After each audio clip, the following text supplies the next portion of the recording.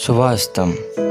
मैं आपको सुनाने जा रहा हूँ हिंदी के प्रसिद्ध कहानीकार मुंशी प्रेमचंद की कहानी पूस की रात। इसके मुख्य पात्र हैं एक गरीब किसान हल्कू, उसकी पत्नी मुन्नी और उसका कुत्ता जबरा। चलिए शुरू करते हैं पूस की रात।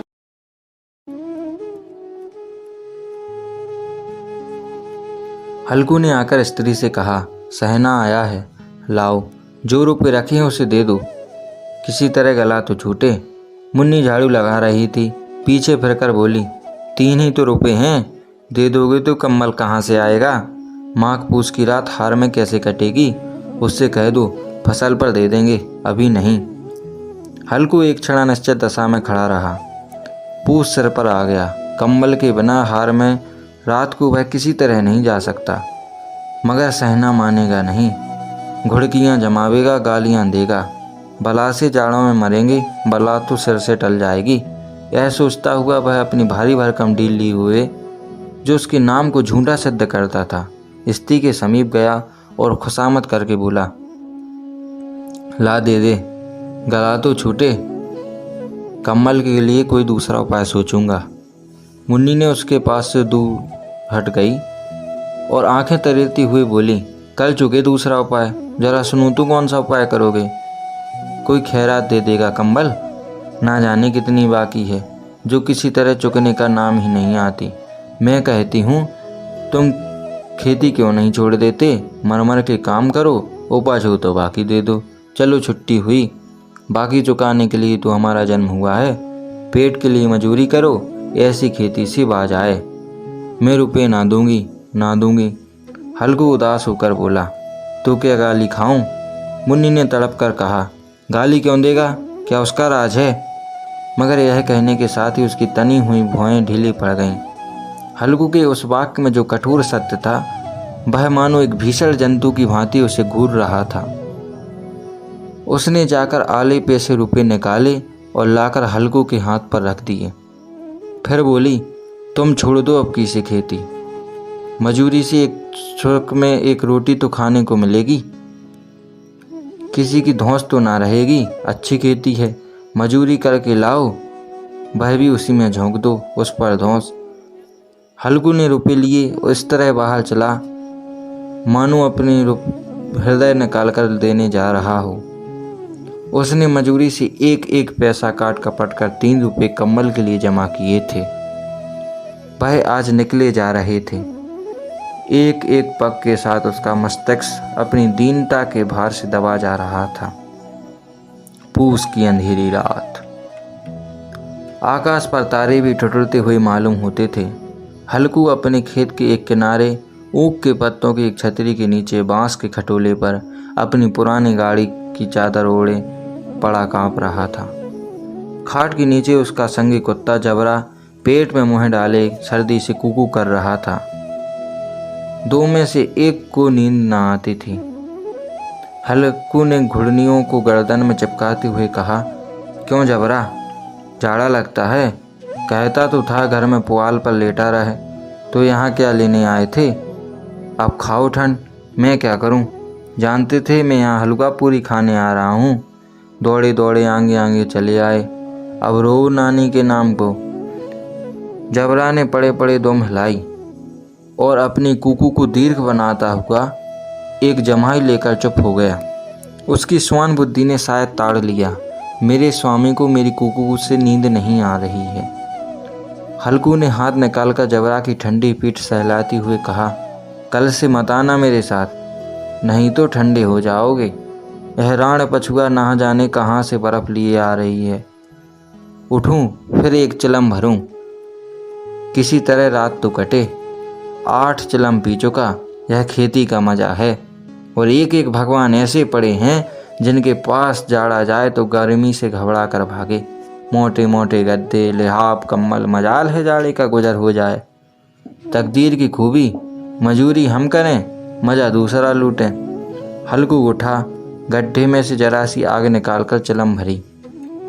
जबरा भी उठ बैठा। हल्कू ने चिलम पीते हुए कहा, पिएगा चिलम? जाड़ा तो क्या जाता, जरा मन बदल जाता है। जबरा ने उसके मुख की ओर प्रेम से झलकती हुई आंखों से देखा। हल्कू, आज उजाड़ा खा ले, कल से मैं यहाँ पुआल बिछा दूंगा, उसी में घुसकर बैठना, तब जाड़ा ना लगेगा। जबरा ने अपने पंजे उसकी घुटनियों पर रख दिए और उसके मुख के पास अपना मुख ले गया। हल्कू को उसकी गर्म सांस लगी। चिलम पीकर हल्कू फिर लेटा और निश्चय करके लेटा कि चाहे कुछ हो जाए अब की सो जाऊंगा। पर एक ही क्षण में उसके हृदय में कंपन होने लगा। कभी इस करवट लेटता, कभी उस करवट, पर जाड़ा किसी पिशाच की भांति उसकी छाती को दबाए हुए था। जब किसी तरह रहा नहीं गया तब जबरा को धीरे से उठाया और उसके सिर को थपथपाकर अपने गोद में सुला लिया। कुत्ते की देह से जाने कैसी दुर्गंध आ रही थी, पर वह उसे अपनी गोद में चिपटाए हुए ऐसे सुख का अनुभव कर रहा था जो इधर महीनों से उसे ना मिला था। जबरा शायद यह समझ रहा था कि स्वर्ग यहीं है और हल्कू की पवित्र आत्मा में उस कुत्ते की प्रति घृणा की गंध तक न थी। अपने किसी अभिन्न मित्र या भाई को भी वह इसी तत्परता से गले लगाता। वह अपनी दीनता से आहत न था जिसने आज उसे इस दशा में को पहुंचा दिया। नहीं, इस अनोखी मैत्री ने जैसे उसकी आत्मा के सब द्वार खोल दिए थे और उनका एक एक अणु प्रकाश से चमक रहा था। सहसा जबरा ने किसी जानवर की आहट पाई। इस विशेष आत्मीयता ने उसमें एक नई स्फूर्ति पैदा कर दी थी जो हवा के ठंडे झोंकों को तुच्छ समझती थी। वह झपट कर उठा और छपरी से भाग आकर भौंकने लगा। हल्कू ने उसे कई बार चुमकार कर बुलाया पर वह उसके पास न आया। हार में चारों तरफ दौड़ दौड़ कर भौंकता रहा। एक क्षण के लिए आ भी जाता तो तुरंत फिर दौड़ता। कर्तव्य उसके हृदय में अरमान की भांति ही उछल रहा था। 1 घंटा और गुजर गया। रात ने शीत को हवा से धधकना शुरू किया। हल्कू उठ बैठा और दोनों घुटनों को छाती से मिलाकर सिर को उसमें छुपा लिया। फिर भी ठंड कम ना हुई। ऐसा जान पड़ता था सारा रक्त जम गया है, धमनियों में रक्त की जगह हिम बह रहा है। उसने झुककर आकाश की ओर देखा।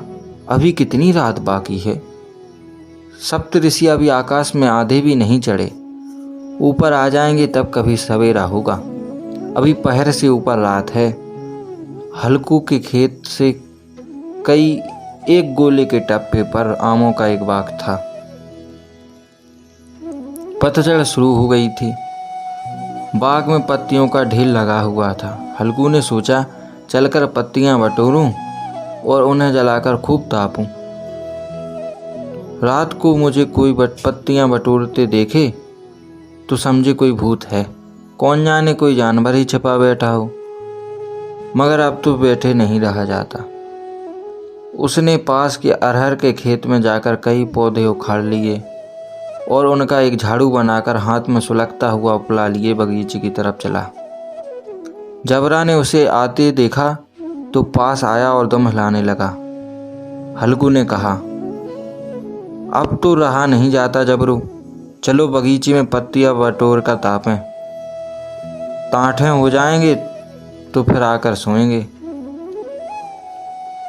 अभी तो बहुत रात है। जबरा ने कूकू करके सहमति प्रकट की और आगे आगे बगीचे की ओर चला।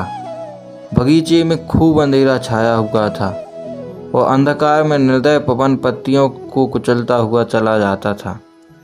वृक्षों से ओस की बूंदें टप टप नीचे टपक रही थीं। एकाएक एक झोंका मेहंदी के फूलों की खुशबू लिए हुए आया।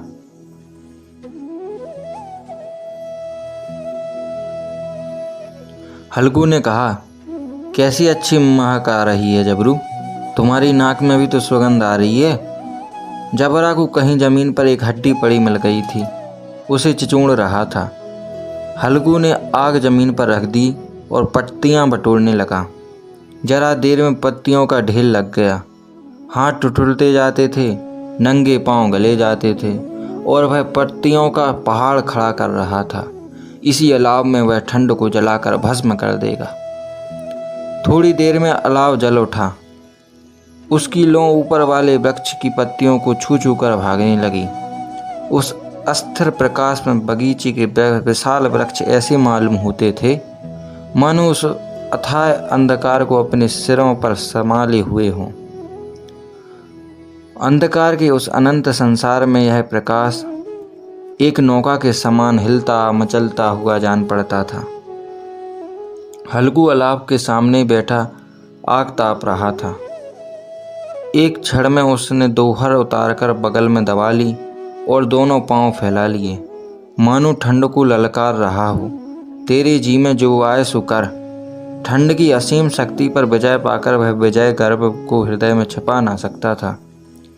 उसने जबरा से कहा, क्यों जब्बर, अब ठंड नहीं लगती?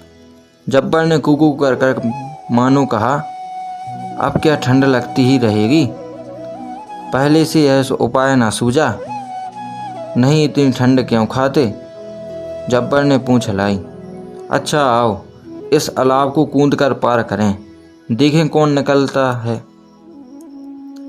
अगर जल गए बच्चा तो मैं दवा ना करूँगा। जब्बर ने उस अग्नि राशि की ओर कातर नेत्रों से देखा।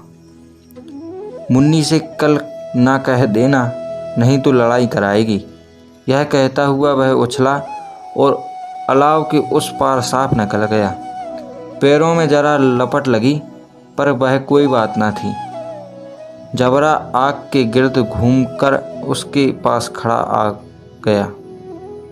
हल्कू ने कहा, चलो चलो, इसकी ठीक सही नहीं, ऊपर से कूद कर आओ। वह फिर कूदा और अलाव के इस पार आ गया। पत्तियां जल चुकी थीं। बगीचे में फिर अंधेरा छा गया था।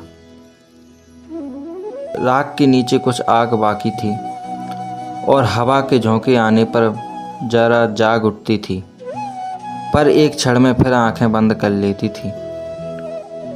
हल्कू ने फिर चादर ओढ़ ली और गर्म राख के पास बैठा हुआ एक गीत गुनगुनाने लगा। उसके बदन में गर्मी आ गई थी, पर ज्यों-ज्यों शीत बढ़ती जाती थी उसे आलस से दबाए लेता था। जबरा जोर जोर से भौंककर खेत की ओर भागा। हल्कू को ऐसा मालूम हुआ कि जानवरों का एक झुंड खेत में आ गया है। शायद नील गायों का झुंड था। उसने कूदने और दौड़ने की आवाज़ साफ कान में सुनाई आ रही थी। फिर ऐसा मालूम हुआ कि वे खेत में चर रही हैं। उनके चबाने की आवाज़ चल चल सुनाई देने लगी। उसने दिल में कहा, नहीं, जबरा के होते कोई जानवर खेत में नहीं आ सकता। नौच ही डाले, मुझे भ्रम हो रहा है। कहाँ, अब तो कुछ नहीं सुनाई देता। मुझे भी कैसा धोखा हुआ है। उसने जोर से आवाज़ लगाई, जबरा जबरा। जबरा भौंकता रहा, उसके पास ना आया।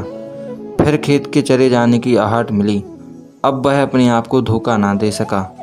उसे अपनी जगह से हिलना जहर लग रहा था। कैसा दंदाया हुआ था। इस जाड़े पाले में खेत में जाना, जानवरों के पीछे दौड़ना असह्य जान पड़ता था।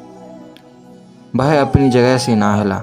उसने जोर से आवाज़ लगाई, हियो हियो हियो। जबरा फिर भौंक उठा।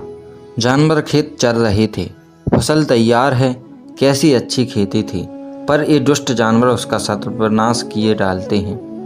हल्कू पक्का इरादा करके उठा और 2-3 कदम चला, पर एकाएक हवा का ऐसा ठंडा चुभने वाला बिच्छू के डंक सा झोंका लगा कि वह फिर बुझते हुए अलाव के पास आ बैठा और राख को कुदेर कर अपनी ठंडी देह को गरमाने लगा। जबरा अपना गला फाड़ डालता था। नील गायें खेत का सफाया किए डालती थीं और हल्कू गर्म राख के पास शांत बैठा हुआ था।